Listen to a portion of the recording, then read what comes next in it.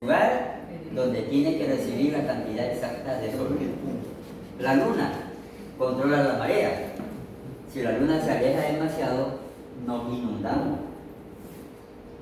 Si se acerca demasiado, también afecta a la marea.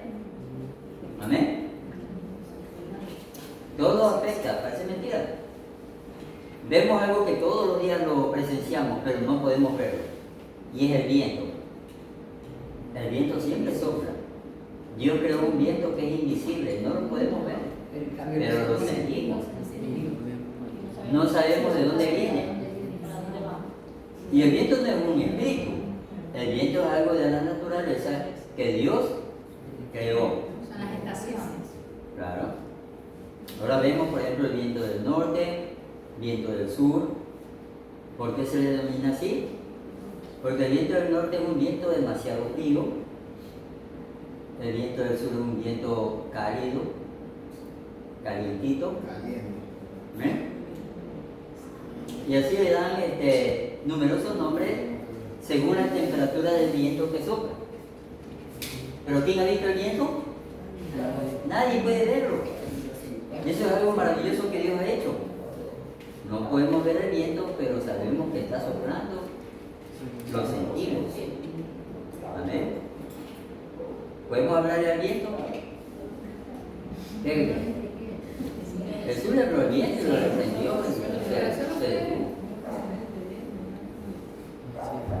Jesús le dijo que se detenga el viento, ¿sí o no? Amén.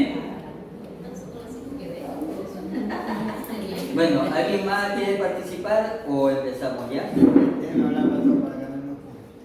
A ver. Ya que no tengo el libro. A ver, ¿su nombre? Roger Herman. Ya. No que Vicky Katz dice. De hecho.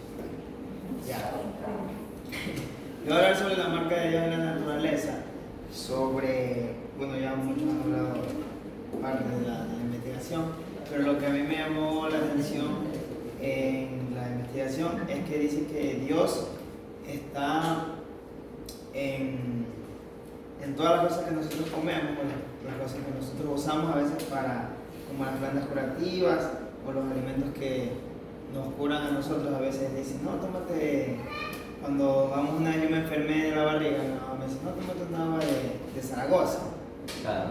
Esa agua es malísima, pero es buena.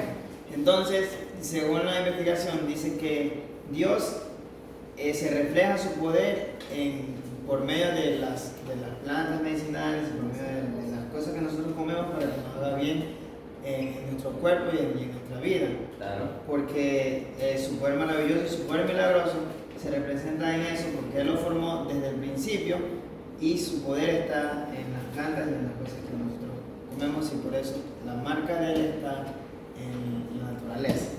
Ahora del helenismo,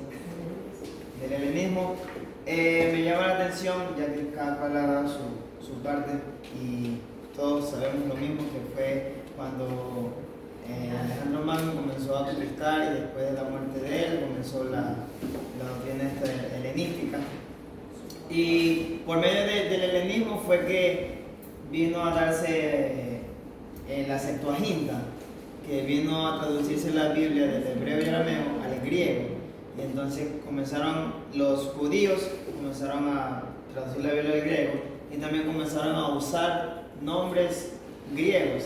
Ya, digamos, Yeshua, ya no decían Yeshua, sino que ya comenzaron a decir otro nombre hasta llegar al actual Jesús.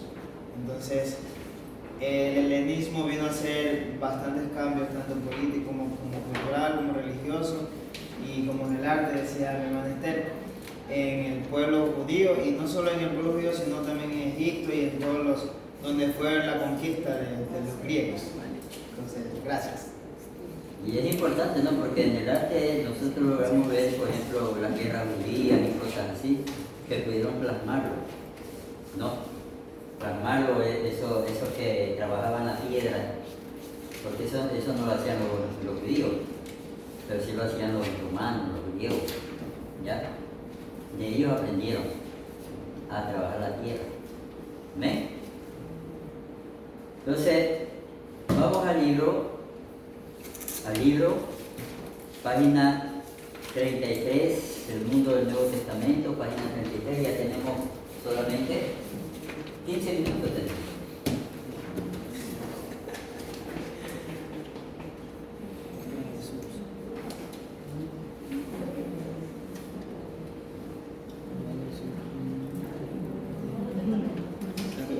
Página 33, ahí vemos el periodo intertestamentario. ¿El Nuevo Testamento? Sí, el libro del Nuevo Testamento. La página 33. Ministerio de Pablo. Ministerio de Pablo. El periodo intertestamentario. Nuevo Testamento. O no es el mismo libro. ¿Dónde? Ah, la página 30. Ah, 30. Ah, ya tengo 33 entonces. El 33, es la página 33. Acá está la 30. Mira, el ministerio de No, pero aquí dice el periodo intertestamentario. El periodo testamentario está en la página 30. 30, sí. Ah, ya, 30. Ya. Palestina, Judea, dice. Persia. Ya el periodo intertestamentario, ¿no? Sí. Comienza con Esdras, regreso de Esdras a Jerusalén. ¿Quién estaba reinando cuando le permitió a Esdras llegar a Jerusalén? ¿Quién estaba reinando? Ciro. Ciro no era. Era Ciro, Sí. ¿ya? Rey Ciro. Y ahí aparece Nehemías. ¿Quién le permitió a Nehemías ir a Jerusalén? ¿Qué rey era? Artajerjes, ¿no? Y ahí dice que el comienzo del ministerio de Malaquías. Malaquías. Todas estas fechas es importante saberlas. Por eso están aquí en el libro para que usted más o menos ya vaya viendo que empezó desde el año 458 antes de Cristo, ¿no? Toda la historia que hubo y todo lo que pasó hasta el día en que apareció Jesucristo. Amén. No le ahondo tanto en eso porque vamos a estar leyendo fechas y fechas y fechas y se va a aburrir. Pase a la página a donde dice la duración de su ministerio.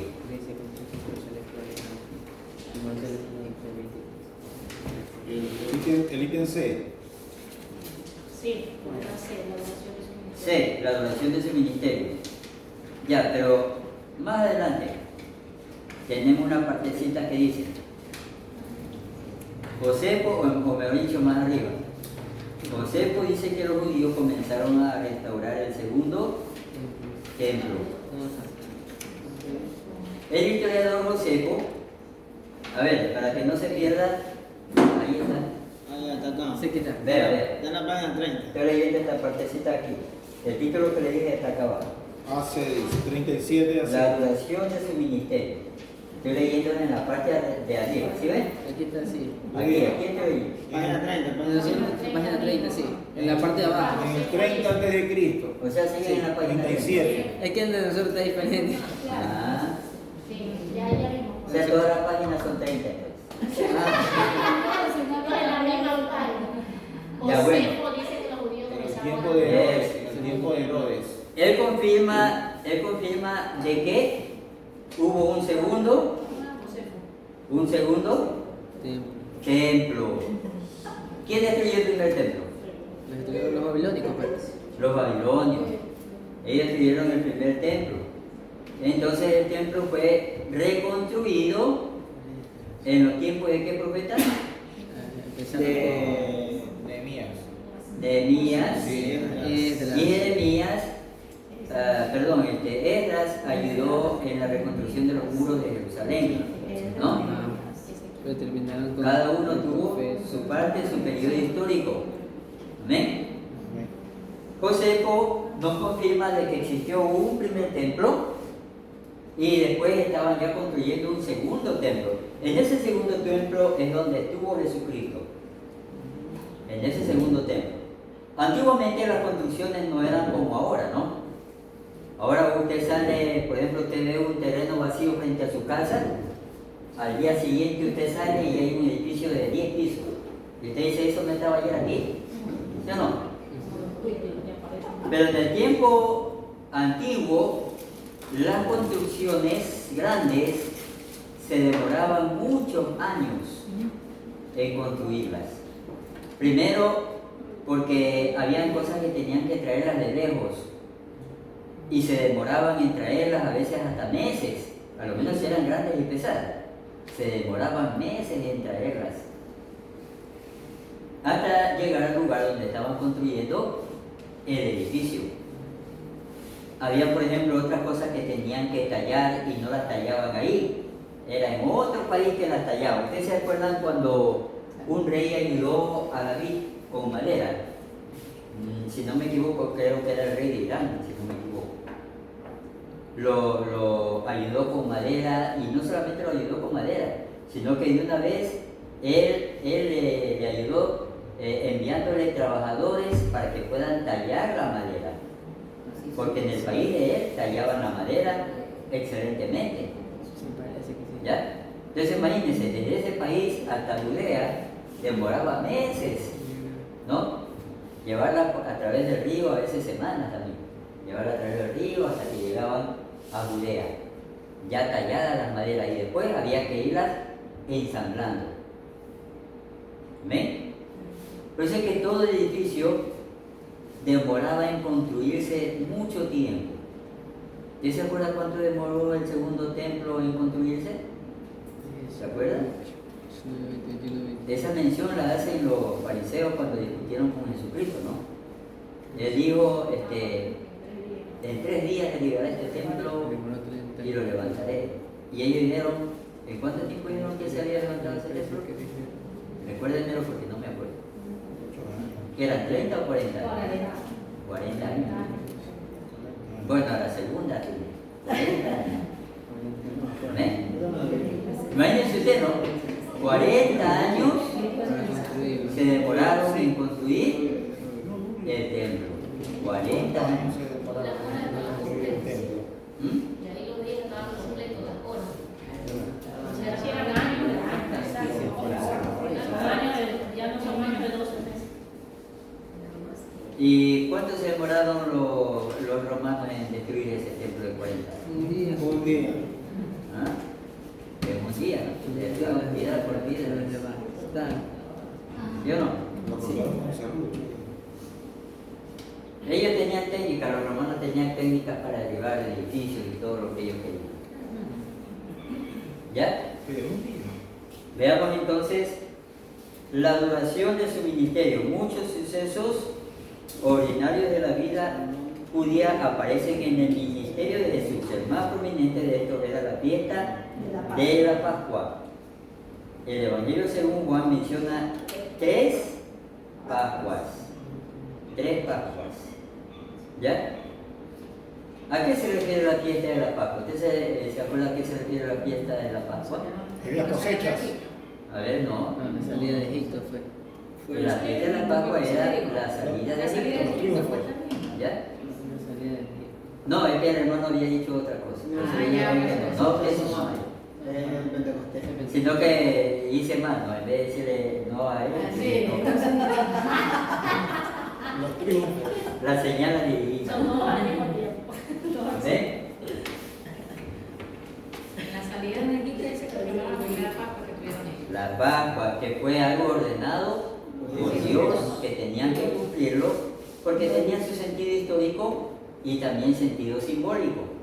Porque en la Pascua ya Dios les estaba anunciando que Jesucristo iba a ser el Salvador, que iba a sufrir, ¿no? Que iba a sufrir. Y todo eso lo dice la historia. Me contaba una anciana que cuando se acuerda que dice que a Cristo le sacaron con violencia la túnica y le dejaron las llagas vivas porque la habían castigado y otra vez empezaron a sangrar. Decía esa anciana, me acuerdo cuando mataba a mi abuelita, dice a la ovejita, al corderito. Primero que el cordero cuando usted lo va a matar no grita como el chancho. El chancho grita y todo el mundo hasta saca la cabeza. ¿Qué le pasa a ese chancho? Y es que el chancho ya sabe que lo van a matar y grita horriblemente. No me acuerdo de eso. Pero en cambio el corderito se queja bien bajito, casi ni se lo oye. pero sí se va quejando. Y él sabe que va a morir. Así que va quejándose, pero despacito, despacito, a lo que lo van llevando a la muerte al corderito. ¿Ya? Otra cosa más, por eso decía que Jesús fue llevado al matadero sin quejarse. ¿Sí o no? Sin decir palabras, como un corderito. De ahí me contaba la anciana de que vivo, el cordero vivo, tienen que sacarle la lana y rasparlo. Porque si no le sacan la lana, estando vivo ya muerto, dice que se pega a la piel. Entonces, mientras está vivo el corderito, están que lo raspan y lo van lastimando. Lo raspan. Hasta que finalmente lo matan para ya preparar al corderito. Entonces, todo eso era el simbolismo de lo que Cristo iba a pasar también, ¿no? A Cristo le sacaron con violencia la túnica, le lastimaron la piel, ¿no? Con los latigazos, todo el cuerpo, ¿no? Lo flagelaron. Cuando Cristo murió es algo aterrador porque su piel quedó como cuando usted filetea un pescado. Por eso es que botó sangre. Se desmayó porque ya no tenía casi nada de sangre en su cuerpo. Entonces cuando él llevaba la cruz, se desmayó por falta de sangre. ¿Ya? Había botado casi toda la sangre. Imagínense una persona dejarla fileteada con tantos latigazos cortantes. Y así, ¿no? Así se lo lleve usted a inteligencia al mejor hospital del mundo, lo lleva a morirse, ¿no? Porque mientras los médicos están que cosen cada raya, cada línea, se muere. Ya no hay cómo salvarlo. ¿Ven? Por eso es que Cristo murió. Murió, pero de una forma muy fea. ¿Ven? Nadie quiere morir así. Pero Él lo hizo por amor a nosotros, ¿no? Amén. Bueno, vemos entonces que se mencionan 3 Pascuas judías. Ahora les digo una cosa. En cada tiempo cambiaban las cosas porque históricamente no se podía mantener una tradición exacta de todo. Porque en cada guerra y en cada conquista los gobernantes obligaban a los pueblos a cambiar muchas cosas. Entonces los pueblos tendían a olvidar ciertas cosas. Es como ahorita. Si ahorita oye usted, por ejemplo, a los cristianos mesiánicos, ellos le dan importancia a las fiestas judías. Ellos le hacen la Santa Cena, ellos le hacen la fiesta de no sé qué, la fiesta de no sé cuánto, la Pascua. Pero si usted se da cuenta de la fiesta de la Pascua que ellos hacen, tratan de imitar a la fiesta bíblica, pero es imposible. Primero, porque si estamos en el Ecuador, no existen esas hierbas amargas que usaron en el tiempo de Moisés. Aquí no hay esa hierba amarga, a menos que le ponga ajeno, ¿no? Y ahí usted no se va a comer eso, ¿sí o no? O que le ponga hiel, tampoco se va a comer eso, con hiel, ¿sí o no? Entonces, esa carne tenía que ser preparada con hierbas amargas. Ahora, ¿cuál es el pan sin levadura? El pan sin levadura. Usted compra harina ya, eso ya tiene levadura. Pero si usted compra la harina blanca, que nosotros usamos, no es la misma harina que se usaba por los israelitas. La harina que ellos usaban era una harina hecha en mortero, que no era una harina tan finita. Bueno, para ellos era finita, lo más aplastada posible, pero para nosotros no sería una harina bien finita. Esta harina está malmolida, ¿sí o no? Entonces de esa harina que preparaban el pan sin levadura, que para nosotros serían tortillas de harina asadas. ¿Ya? Para nosotros sería eso, tortillas de harina asadas. Entonces ese era el pan sin levadura. Pero usted ve en la Santa Cena vienen los mesiánicos y le cogen ese pan que lo compran en la tienda, un panzote así. Nos vamos a hacer la Santa Cena. Entonces tratan de imitar el tiempo bíblico, pero muchas cosas ya han cambiado y muchas cosas ya quedan en historia y no se sabe. Es como la preparación del perfume para el templo. ahí menciona algunas especias. Y hay especias que, según dicen los historiadores, son de difícil traducción, o sea, no se sabe exactamente qué era, y le ponían, por ejemplo, canela, pero tal vez no es canela, es otra especie. Amén. Y así hay muchas cosas que menciona la Biblia que hoy no se las puede conseguir ni exactamente imitar. ¿Sí me voy a entender? Entonces, por eso es que Pablo decía, no Pablo, los apóstoles, que habían cristianos que hacían un festín de la Santa Cena. ¿Por qué? Porque en ese tiempo no se tomaba jugo de uva, sino vino de uva. Entonces ya, pues el que es borrachito prueba una, prueba otra y se va de lado, ¿no? O sea que el pan de Pascua que venden ahora.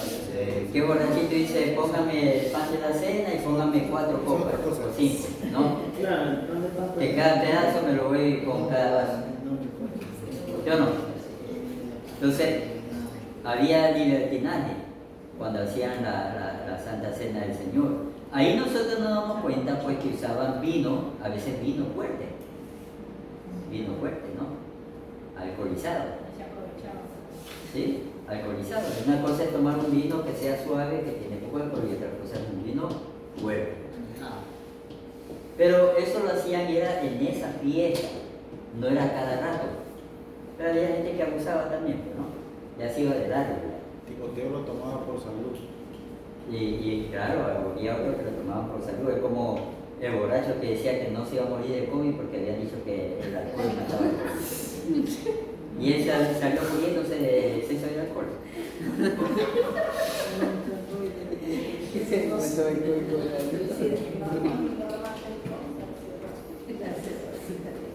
El ministerio de Pablo, vamos a la siguiente página del ministerio de Pablo.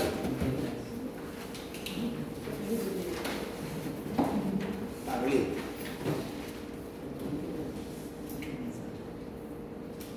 El ministerio de Pablo.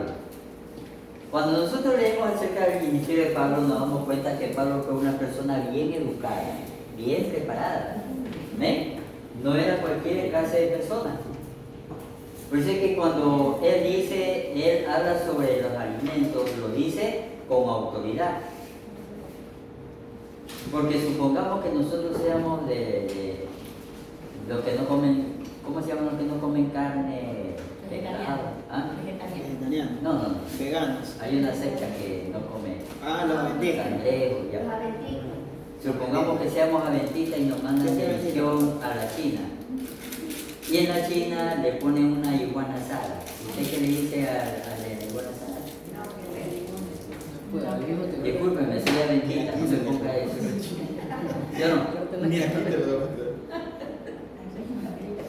Si Pablo, siendo judío, significaba que él había alimentos que no iba a comer siendo judío de judíos. Pero él tuvo que recibir alimentos que jamás había comido ni en su tierra iba a comer. Y por eso él mismo dijo, no juzgues a nadie por los alimentos que se comen. ¿Amén? Y una vez discutíamos eso en la iglesia, ¿no? Porque me hicieron una pregunta. Me decían, bueno, ¿y qué es lo que podemos comer y qué es lo que no podemos comer? Y yo le digo, mire, la respuesta está en la Biblia. Dios les dio un mandamiento de comer alimentos a los israelitas porque eran descendientes de Abraham y era parte del pacto que tenía con ellos. Pero ¿en dónde entramos nosotros? Nosotros no somos descendientes de Abraham, ni tampoco somos israelitas. Nosotros somos descendientes de Noé. O sea, nosotros aparecemos en el capítulo 9 de Génesis, donde Dios le dijo a Noé, todo lo que se mueve puedes comer.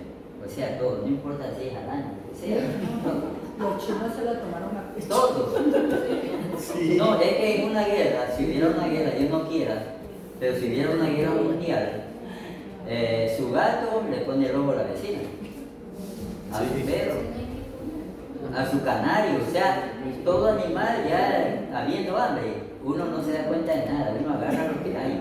¿Sí o no? Y si el borrachito se quedó dormido, uno piensa está muerto, agárralo con la cebolla y está despierto. No,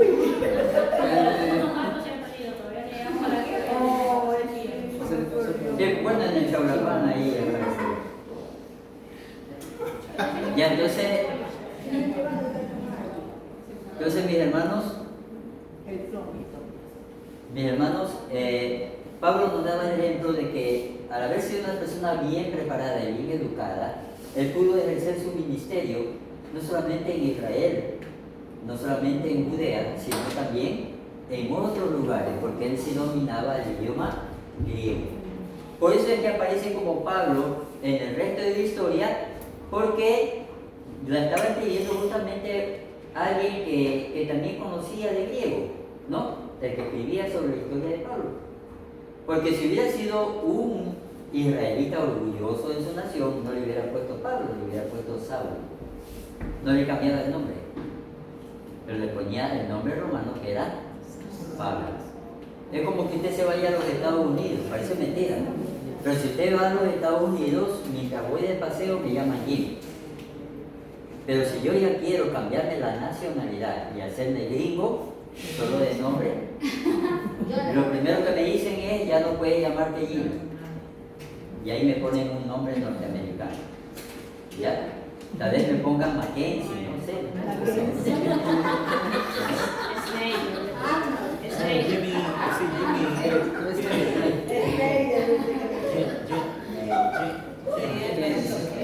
Pero allá le cambian el nombre al que jura la bandera norteamericana. ¿Ya?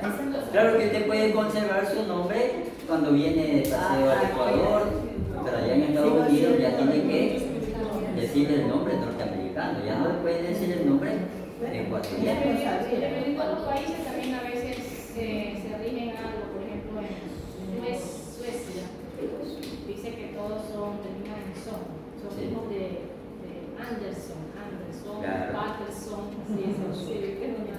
Por eso es que Pablo, como andaba viajando, En Suecia son hermano, Pablo andaba ya viajando en todos los estados conquistados por Roma, obligadamente tenía que usar su nombre romano que era Pablo. No podía decir me llamo Saulo, sino Pablo. ¿Se da cuenta? Jenny. Ya viene a ser Jenny. Porque era la lengua que dominaba, el griego, y era una orden de ese tiempo, ¿no? Tenía que hacerlo. ¿Amén?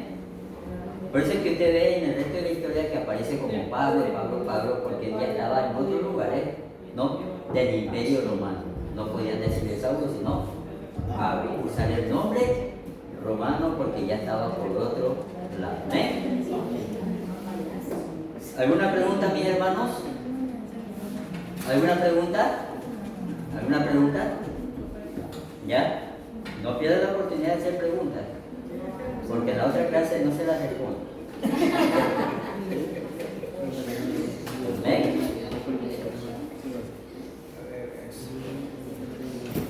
Amén. Entonces vamos a mandarle unos deberes sencillos. No va a ser algo tedioso ni tampoco. ¿Ya? Materia, la naturaleza de Dios. Materia, la naturaleza de Dios. Una quincena. Páguenme los deudores. Materia, la naturaleza de Dios. Usted va a leer desde la página 35 al 41 y ahí va a encontrar algunos temas. Escúcheme bien lo que va a hacer. De cada tema, en su hoja que me va a dar de deber, de cada tema usted simplemente le saca el punto principal que le pareció más importante. Eso es lo que usted le menciona ahí. Y después me dice por qué le pareció el más importante. De cada tema. ¿Amén? Supongamos que el tema ahí, diga ahí, la vida de Pablo, y usted lee toda esa hojota, ¿no? La vida de Pablo. Pero de repente le pareció importante de que Pablo no tenía piojo. Ahí tenía.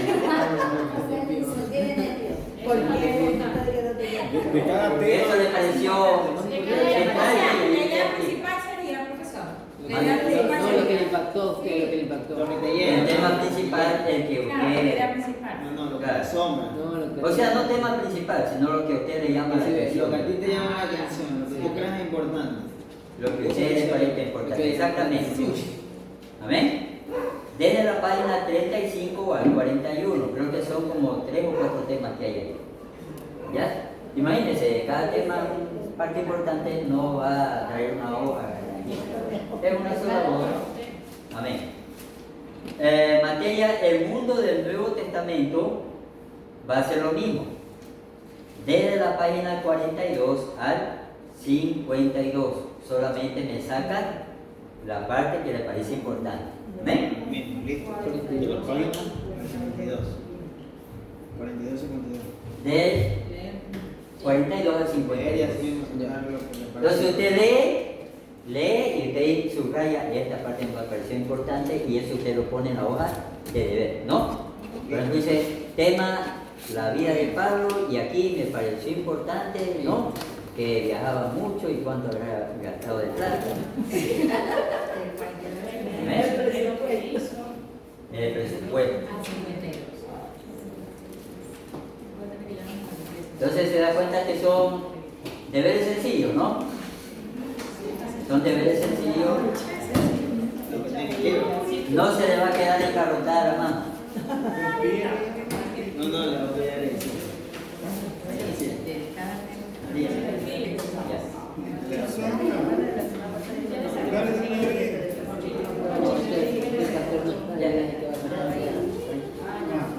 Lo importante es que haya realizado.